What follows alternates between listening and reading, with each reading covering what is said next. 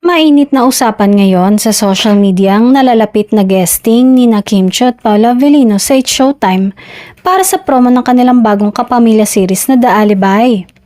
Matapos mag-trending ang teaser ng serye dahil sa mga mapangahas na eksena at chemistry ng dalawa, tila hindi na mapakali ang mga fans ng Kim Pao na inaabangang muli ang kanilang pagsasama. At this time, live na live sa Showtime stage. Ayon sa mga loyal fans, siguradong magiging masaya at puno ng revelations ang episode na ito dahil kilala si Vice Ganda at iba pang host sa pagiging mapanukso pagdating sa mga guests na may kilig factor.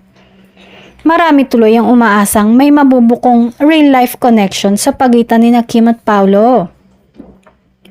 Ang guesting ay bahagi ng promotional tour ng The Alibay na inaasahang magpapainit sa primetime block ng ABS-CBN at sa streaming platform kung saan ito ipapalabas. Marami rin ang curious kung paano ire-react ni Vice Ganda sa tambalang Kim Pao, lalo't si Kim ay nagiging sentro ng tuksuhan pagdating sa aktor na si Paolo.